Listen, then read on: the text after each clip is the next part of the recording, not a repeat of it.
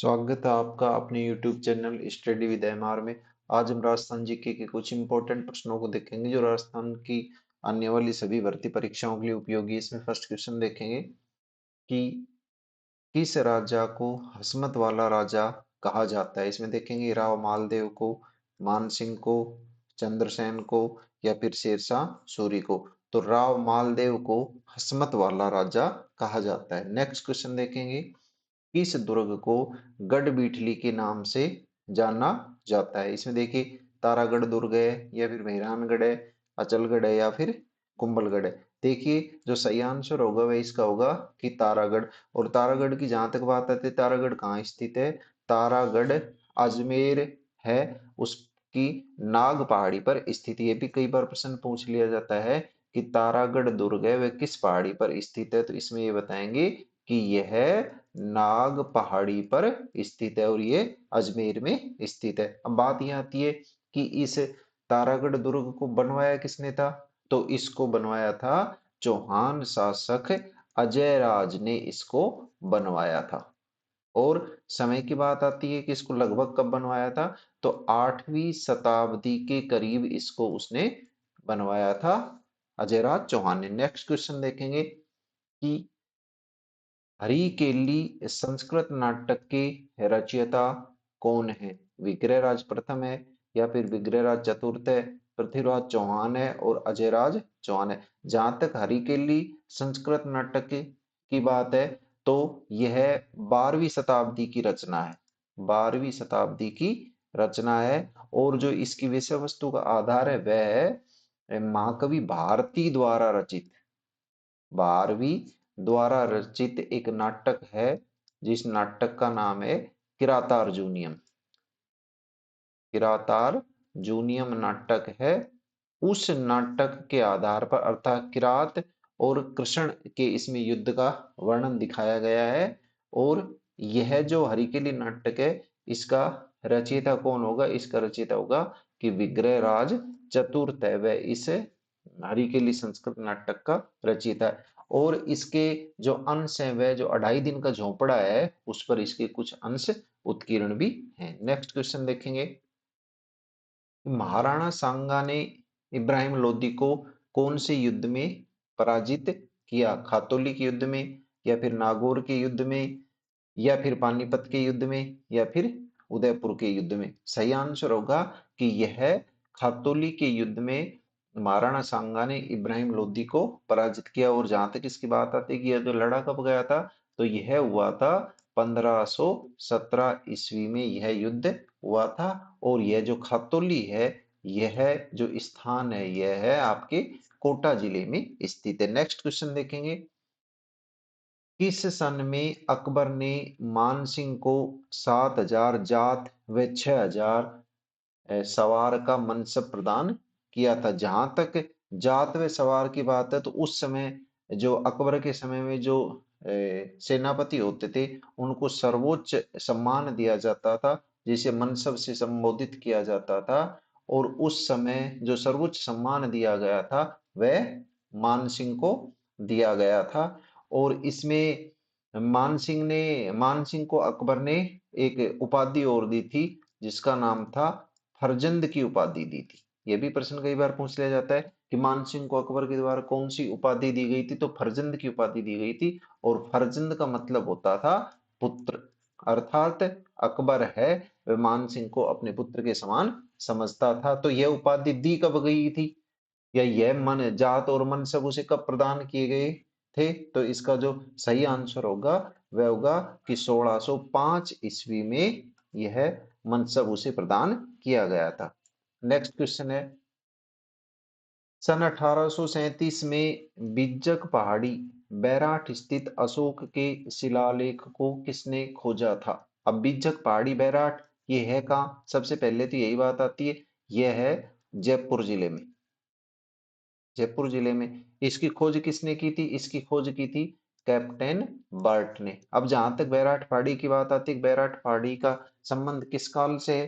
तो बैराठ पहाड़ी जो है यहाँ पर मौर्य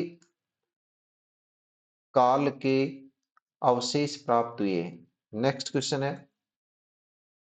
कि कौन सी फसल का उत्पादन आहड़ में नहीं होता था? गेहूं का है, या फिर बाजरा का है, चावल है, या फिर जो है, तो आहड़ जो सभ्यता है जो उदयपुर में है, और जिसे आघाटपुर या ताम्रवती नगरी भी कहा जाता है, वहां पर हमें जो ये उत्खनन करता थे, इन्हें चावल के अवशेष नहीं मिले। बाकी गेहूं है, बाजरा है, और जो कि फसलों के अवशेष यहाँ मिले, अर्थात ये सभी फसलें तो यहाँ होती थी, लेकिन ये चावल की फसलें ये यहाँ पर नहीं होती थी। नेक्स्ट क्वेश्चन है कि भरतपुर प्रजामंडल का पंजीकरण करने के बाद उनका नाम बदलकर क्या रखा गया? ब्रज समिति प्रजा परिषद, भरतपुर प्रजा परिषद रखा गया, या फिर इसका नाम जमींदार किसान सभा रखा गया? ध्यान रहे, भरतपुर प्रजा परिषद की स्थापना, यही एक ऐसा इंपॉर्टेंट प्रश्न है कि जिसकी स्थापना भरतपुर में ही नहीं की गई, भरतपुर से इसकी स्थापना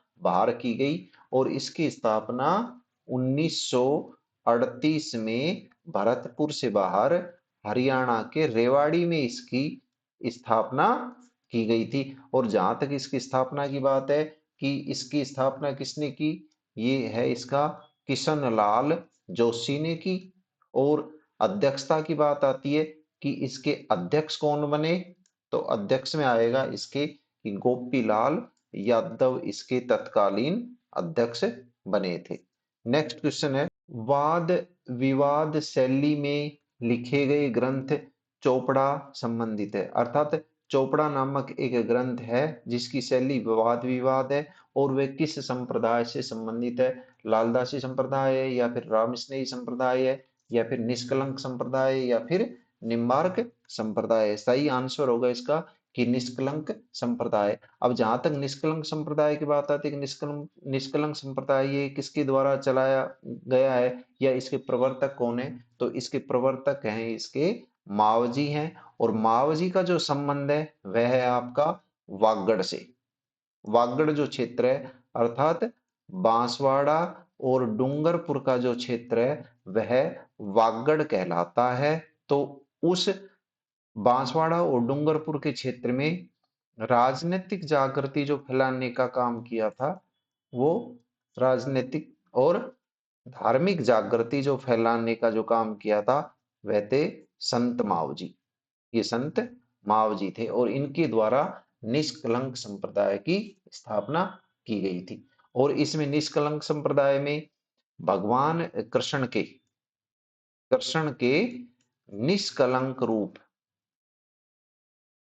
निष्कलंक रूप की पूजा की जाती है। निष्कलंक रूप का मतलब होता है, एक होता है कल की अवतार, अर्थात भगवान कृष्ण के कल की अवतार को इस संप्रदाय में पूजा जाता है। नेक्स्ट क्वेश्चन है कि बैराठ के बौद्ध मठ और अशोक स्तंभ के आधार पर राजस्थान में बौद्ध धर्म का प्रमुख स्थान था, अर्थात जो बैराठ के बौद्ध मठ और अशोक स्तंभ के आधार पर राजस्थान में बौद्ध धर्म के प्रमुख स्थानों में जहां तक बात आती है, उसमें आएगा बैराठ, लालसोट, शेरगढ़ नगरी। ये सभी जहां पर बौद्ध धर्म के प्रमुख स्थान है, जहां बौद्ध धर्म उस समय प्राचीन काल में पनपा था।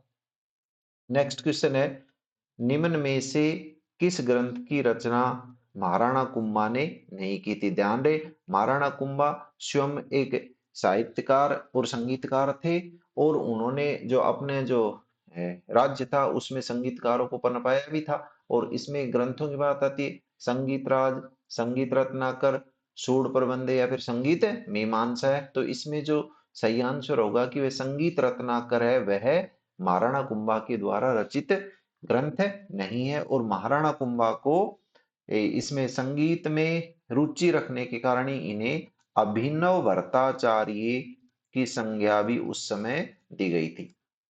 अभिनव भट्टाचार्य के नाम से इस शासक को संबोधित किया जाता था। नेक्स्ट क्वेश्चन है, निम्नांकित में से किस जिले में अरावली पर्वतमाला का क्षेत्र सबसे कम है? अर्थात अरावली पर्वतमाला का विस्तार सबसे कम कहाँ है? बांसवाड़ा में है, या फिर डूंगरपुर में, राजसमंद में या फिर अजमेर में। ध्यान रहे अजमेर और राजसमंद में तो इसका विस्तार है ही, बाकी डूंगरपुर और बांसवाड़ा में इसका विस्तार बहुत कम है। लेकिन यहाँ जो बात आती है वो आती है कि सबसे इन चारों ऑप्शनों में सबसे कम है, तो वो बांसवाड़ा में अरावली पर्वतमाला का क्षेत्रीय विस्तार सबसे कम है। नेक्स्ट क्वेश्चन है कि नवीन राजस्थान समाचार पत्र पर प्रतिबंध के बाद इसका नाम बदलकर क्या कर दिया गया। जहां तक नवीन राजस्थान की बात आती है तो नवीन राजस्थान है, इसका संपादन ब्यावर से होता था।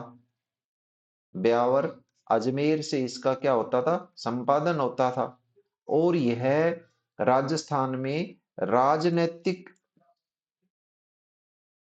जागृति फैलाने वाला प्रमुख समाचार पत्र था एक।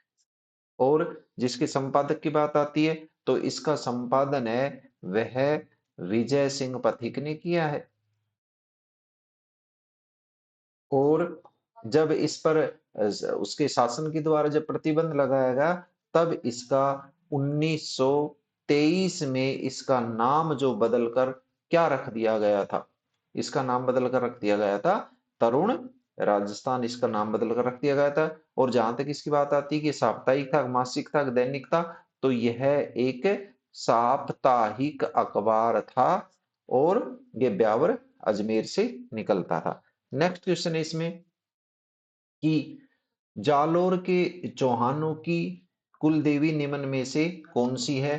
देखिए आशापुरा माता है या शाकंभरी माता है या सकराई माता है या फिर आपकी नागणेश माता है। तो सही आंसर होगा इसका कि जो आशापुरा माता है वह जालोर के चौहानों की कुल देवी थी। और इसका जो दूसरा नाम था वह था महादेरी माता भी इसे कहा जाता था। नेक्स्ट क्वेश्चन है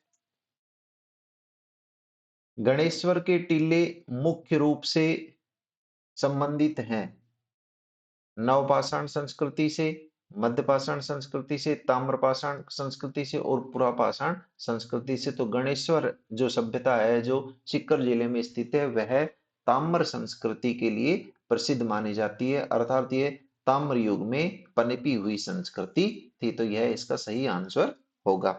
नेक्स्ट क्वेश्चन है कि वन्य जीव प्रबंधन एवं रेगिस्तान पारितंत्र प्रशिक्षण केंद्र स्थापित किया गया है। जोहड़वीड बीकानेर में है या सम जैसलमेर में है, ताल छापुर चूरू में है या बिलाड़ा जोधपुर में है। तो यह जो वन्य जीव प्रबंधन एवं रेगिस्तान पारितंत्र प्रशिक्षण केंद्र है वह ताल छापर चूरू में स्थित है। और जहां तक इसके उद्घाटन की बात आती है तो इसका उद्घाटन 1 अक्टूबर 2021 में किया गया था।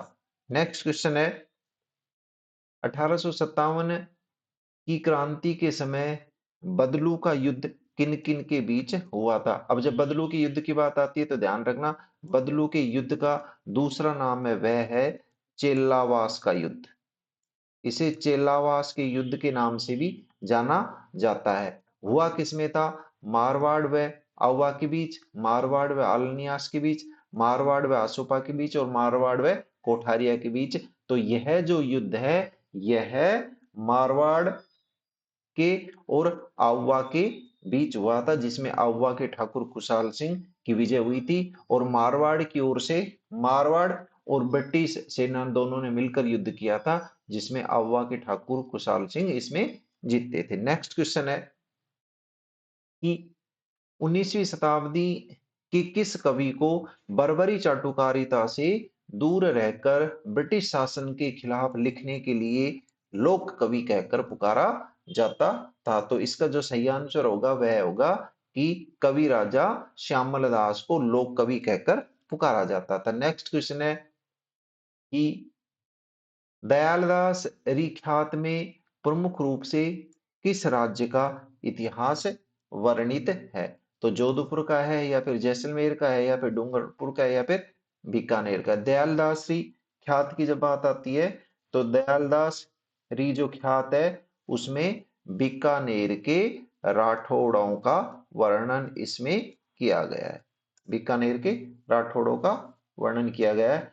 और यह जो दयालदास की ख्यात है इसकी रचना जो हुई है वह हुई है बीकानेर के महाराजा रतन सिंह के समय में इसकी रचना की गई है। बीकानेर के महाराजा रतन सिंह के समय इसकी रचना हुई थी। नेक्स्ट क्वेश्चन है कि सीता माता का मेला आयोजित किया जाता है कोटा में, अजमेर में, बूंदी में या फिर प्रताप ये ब्यावर, मतलब यहाँ आएगा कि ये है प्रतापगढ़। अब देखिए, तो इसमें कोटा भी नहीं है, अजमेर भी नहीं, बूंदी नहीं, इसका सही आंसर होगा कि सीता माता का मेला प्रतापगढ़ में आयोजित किया जाता है। जो सीता माता वन्य जीव अभ्यारण्य उसके अंदर सीता माता का मेला आयोजित किया जाता है प्रतिवर्ष। नेक्स्ट है, किस रियासत में गोकुल भाई भट्ट ने प्रजामंडल का आंदोलन का नेतृत्व किया था? अलवर में, जोधपुर में, बीकानेर में, सिर, अर्थात गोकुल भाई भट्ट हैं जो किस प्रजामंडल से संबंधित थे? तो वो आएगा कि गोकुल भाई भट्ट हैं वो सिरोही प्रजामंडल से संबंधित थे। नेक्स्ट क्वेश्चन है इसका कि हुरडा सम्मेलन में कौन सा शासक सम्मिलित नहीं हुआ था? अर्थात हुरडा सम्मेलन जो हुआ था कि मराठा आक्रमण को रोकने के लिए राजपूताना के सारे जब शासक मिले थे, तो यह इसकी जो डेट फिक्स की गई थी वह की गई थी कि 17 जुलाई 1734 को हुरडा में एक सम्मेलन हुआ था और जिसमें बीकानेर के शासक जो थे वह जोरावर सिंह वो सम्मिलित नहीं हुए थे। आपको हमारा ये वीडियो कैसा लगा कमेंट्स बॉक्स में कमेंट्स करके जरूर बताएं, जिससे हम आगे की वीडियो आपके लिए और भी बेहतर और रुचिकर डाल सके।